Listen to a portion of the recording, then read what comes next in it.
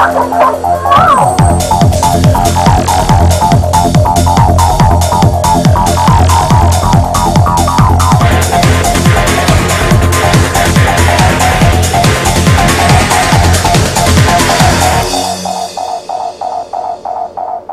is John Friedel, and you're watching GVTV News. So watch, and learn. Thanks, John, and I'm Randy Hansen. In World News headlines today, Manning defers plea on WikiLeaks charges. And out of Syria, 13 shot dead in Hama. Annan named special envoy. And Syrian opposition meet with international diplomats in Tunis. And wounded British journalist pleads for help in Syria. Obama sends apology to Quran protests continuing in Afghanistan, and Obama touts energy policy and concern over speculators' role in gas prices. And Maryland Senate votes to legalize same-sex marriage. And a report says 25% more U.S. children now living in poor areas. And U.S. joins talks on North Korea disarmament. Venezuela President Chavez to return to Cuba for surgery. And Salvadoran general cleared for deportation over 1980 murders of U.S. nuns. And Lebanese citizen jailed in Iraq to face U.S. military commission. And Pentagon lawyer defends killing of U.S. citizens abroad. And 7 Marines die in Arizona helicopter collision. And Chicago workers occupy window factory site of 2008 action. And Occupy Philadelphia protesters acquitted of sit-in charges. And a report out NYPD employed snooping tactics for criminal organizations in Muslim spying. And Apple faces new protests for working conditions.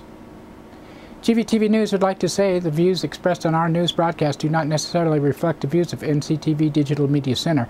Unlike some news media, anyone can use any information on our news any way you want, and guess what? It's free. You do not have to subscribe to us for your daily news. But for these stories, GVTV News would like to thank one of our underwriters who supports your only visual video news media in Nevada County. That's right, it's us, GVTV News.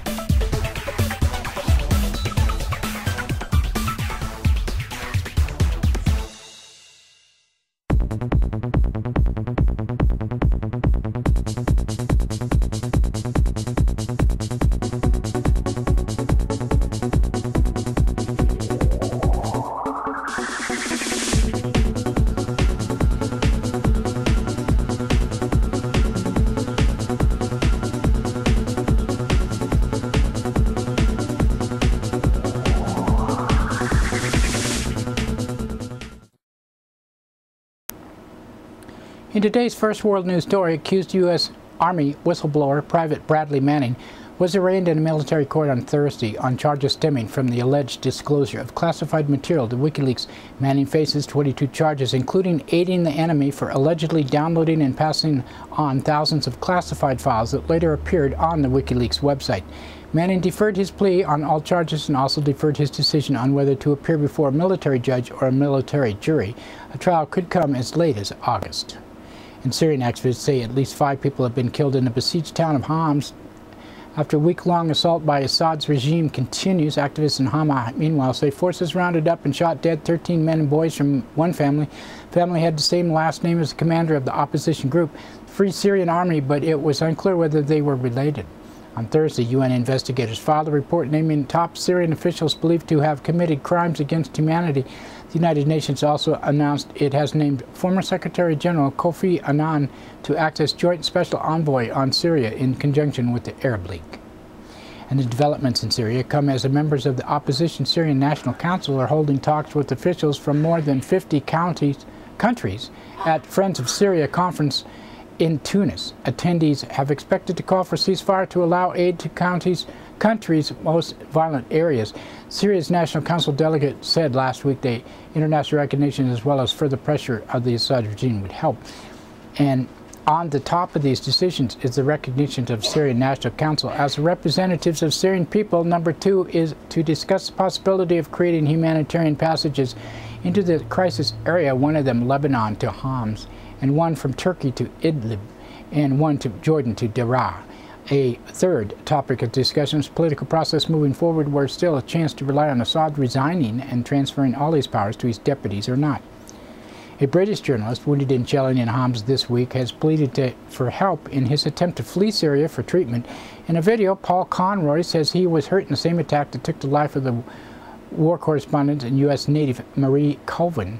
He said, "My name is Paul Conroy. I'm a photographer from Sunday Times. Today's date, 23rd February 2012. I was wounded in a rocket attack yesterday, 3 large wounds to my leg. My colleague Marie Colvin was also killed in the same attack. I'm currently being looked at after the Free Syrian Army medical staff who treated me with the best medical available. It's important to add that I am not here as a guest and not captured. Obviously, any assistance that can be given by government agencies would be welcome." Protests continue for the 4th straight day in Afghanistan over the burning copies of the Quran by the U.S. troops. Hundreds of protesters have marched from the palace of Afghan President Hamid Karzai in Kabul. At least 12 Afghans have died in the protests so far. 2 U.S. troops were also killed on Thursday when Afghan soldiers opened fire on a NATO base that had come under protest. Also Thursday, President Obama sent a letter to Karzai apologizing for the burning. President Obama took up the nation's soaring gas prices on Thursday in a speech devoted to touting his administration energy policy. Oh, he has one? Obama said the White House is working diligently to find a reduced cost of gas. He said, "I have directly looked at the administration to look for every single area where we can make an impact and help consumers in months ahead. From permitting to deliver bottlenecks to what's going on in the oil markets, we're going to look at every single aspect of the gas prices, and because we know the burden it's putting on consumers, we will be taking steps that we can't, whatever we can in the coming weeks, the short term over the long term, and all above energy strategy requires us to have the right priorities." And blah-de-blah-de-blah. In interview with ABC News, Bart Chilton, a commissioner at Commodity Futures Trading Commission, cited figures from Goldman Sachs showing large amounts of car owners' gas expenditures are going directly to Wall Street speculators who bet on oil prices. According to Chilton, drivers of a popular Ford pickup truck are paying an extra $14.56 per fill-up to speculators, or around $750 a year, according to widely cited estimates. Gas is now costing around $10 per barrel because of financial market speculation. Maryland State Senate has voted to legalize same-sex marriage as major Democratic Governor Martin O'Malley has promised to sign into law. Maryland will join 7 other states and districts of Columbia in allowing same-sex marriage. Opponents may attempt to bring Maryland law to a referendum on the November ballot. New figures show the number of U.S. children living in poor neighborhoods has increased 25% since the turn of the century. Annie E. Casey Foundation reported 8 million children living in poor communities in 2010, 1.6 million increase from 2000. In a reflection of the stagnating wages for most American workers, 3/4 of these children had at least one parent working a job. United Nations is taking part in preliminary talks in Beijing to convince North Korea to return to negotiations on nuclear disarmament. The 6-party talks also include South Korea, China, Japan, and Russia. The U.S. nuclear envoy for North Korea, Glenn Davies, said the talks are in early stages. She said, "We are going to try to make as much progress as we can. Diplomacy is, as you know, it's a difficult process. It takes time. Sometimes it takes weeks, months, years. And if we can get far enough, we can get something that then we can build on. That's important. That's an important thing."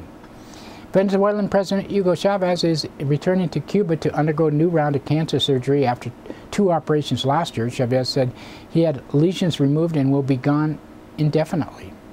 A former El Salvador defense minister accused of murder and torture has been cleared for deportation from the United States. In a landmark decision, a Florida immigration judge ruled Thursday that General Carlos Ingenio Vides Casanova can be sent back to El Salvador for his role in the notorious killings of 4 U.S. churchwomen in 1980. It was the first time an immigration judge has ruled a top-ranking foreign military leader can be deported for committing abuses under the 2004 law intended to bar human rights violators from U.S. soil. This is the first time that General Vides has been held responsible for the churchwoman's death in the court of law. General Vides was a close U.S. government ally during his stint in as defense minister in the Salvadoran junta between the '83 and some other date. Among them was responsible for the deaths. Among them was Bill Ford, who waged a long-term battle for justice in the murder of his sister, Ida Ford. Before his death in 2008, in response to the ruling, Bill Ford's son, Bill Ford Jr., said, "Since the women were killed, my father made this the single purpose of his life.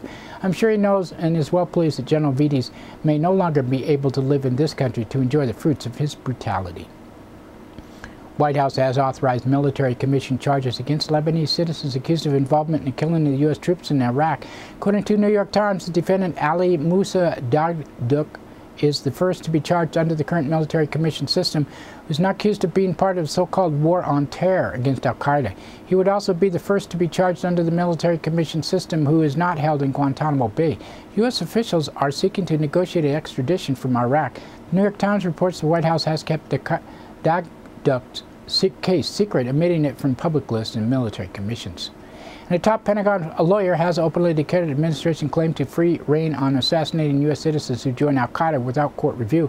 In a speech in Yale Law, Jay Johnson, the Pentagon General Counsel, said courts should have no role in reviewing presidential decisions on who can be targeted. Belligerents who also happen to be U.S. citizens do not enjoy immunity where non-citizens belligerents are valid military objectives. Johnson appeared to be referring to the case of U.S.-born Anwar al-Awlaki, we just pictured, who was killed in a U.S. drone strike last year. Awlaki's 16-year-old son was also killed 2 weeks later. 7 U.S. Marines died on Thursday when their helicopter collided during a training mission in Arizona desert. The Marines are known to frequently use an area to train for nighttime missions in Afghanistan. And a Chicago window factory was occupied by workers in 2008 is now facing a second occupation by some of the same employees. About 65 workers of the Goose Island plant run by Sirius Energy have occupied the factory in an attempt to save their jobs after the company announced plans to close the plant and consolidate its operations. In 2008, some of the same workers were involved in a famous 6-day sit-in after Republic Windows and Doors gave workers just 3 days' notice before closing the factory. The sit-in drew national attention. The union workers reached a settlement, and they each received $6,000. 10 members of Occupy Philadelphia have been acquitted on charges of obstructing a highway during a sit-in last year outside the city's police headquarters. Their case marked the first full courtroom trial for Occupy Philadelphia protesters. And new details have emerged on New York City's police department spying on Muslim residents across the Northeast. Associated Press reported the NYPD targeted Muslim mosques with tactics normally reserved for criminal organizations, including collecting the license plates of worshippers, monitoring them in surveillance cameras, and cataloging sermons through a network of informants. The disclosure followed the news this week. NYPD agents monitored mosques and Muslim businesses in Newark, New Jersey, unbeknownst to the local officials. And the tech giant Apple is facing a new wave of protests over conditions on the Foxconn factory in China, where some of the products are made. Protesters gathered outside the meeting of Apple shareholders in California Thursday, calling for better working conditions. Benazir Vohra said, "I would really love it if Apple would produce their products in a way that they're more aligned with my values. I really don't think this is in order to make a good enough profit and make a high-quality product. They need to use the chemicals that they do. I don't believe that they have to exploit workers the way they do with overtime and low wages." Heidi Perlmutter said, "We're here because we cannot stand the conditions that these phones are built under. We are working people ourselves, and we think that people deserve a good salary and they deserve special safe conditions." And that's it for World News today. Now another thanks to one of our underwriters who supports your only visual video news media in Nevada County. That's right, it's us, GVTV News.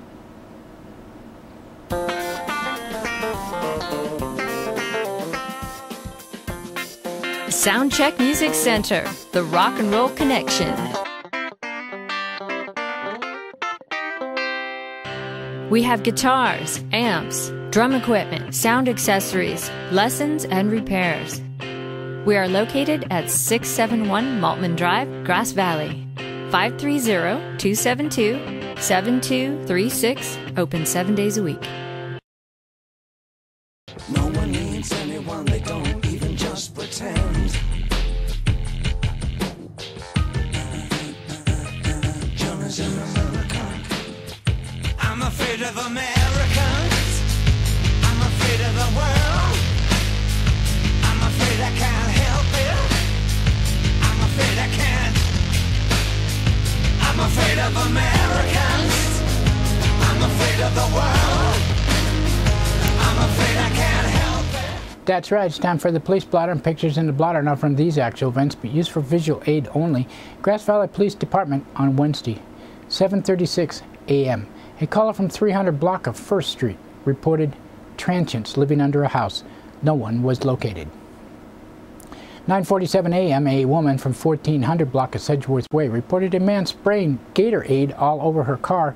He was arrested on suspicion of trespassing and violating a restraining order. 10:23 a.m. a caller from 800 block of West Main Street reported a man and a woman smoking drugs who could not be located. 12:49 p.m. a caller from 200 block of Sierra College Drive reported receiving a counterfeit $100 bill. And 1:20 p.m. a caller from 200 block of South Church Street reported men smoking drugs. No drugs were found. 1:45 p.m. a caller from East Main Street reported a man and a woman in a physical fight. She was beating him up. And 4:52 p.m. a caller from 800 block of Sutton Way reported a man possibly smoking drugs who was arrested on unknown charges. 5:02 p.m. a woman from 100 block of Neal Street reported someone punched a light out on her rental vehicle. And 6:03 p.m. a woman cited on suspicion of shoplifting in the 100 block of West McKnight Way. And Thursday, 3:58 a.m. a caller reported a person possibly selling marijuana. And Nevada County Sheriff's Office on Wednesday, 9:26 a.m. a caller from 16,000 block of Glecko Road reported the theft of a package from a mailbox. At 9:39 a.m. a woman from 11,000 block of Lakeshore North reported her neighbor tried to run her over with a golf cart. At 12:09 p.m. a caller from 24,000 block of Oro Valley Road reported a vehicle burglary. And 12:53 p.m. a caller from Scotts Flats Road reported a Jeep wagon sped out of the area with a woman screaming for help. It could not be located. A be on the lookout advisory was issued. And 2:24 p.m. a caller from 18,000 block of Easy Street reported vandalism. At 3:20 p.m.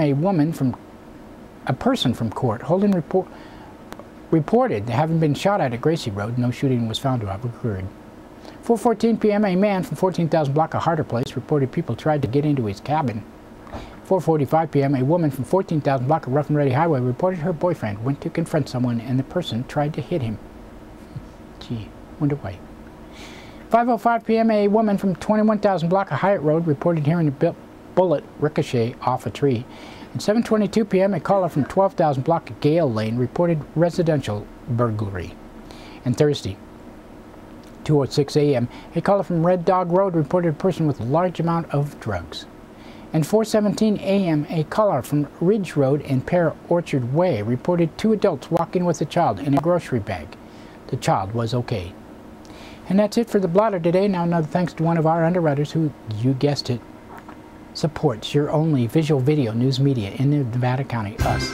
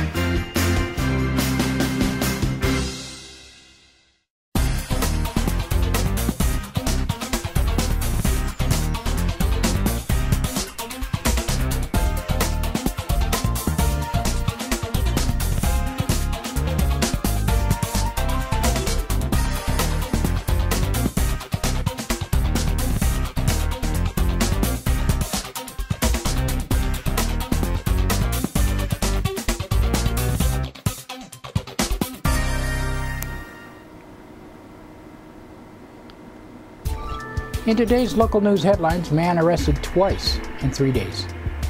And fight between roommates ends in arrest. And Meckler resigns from National Tea Party Patriots.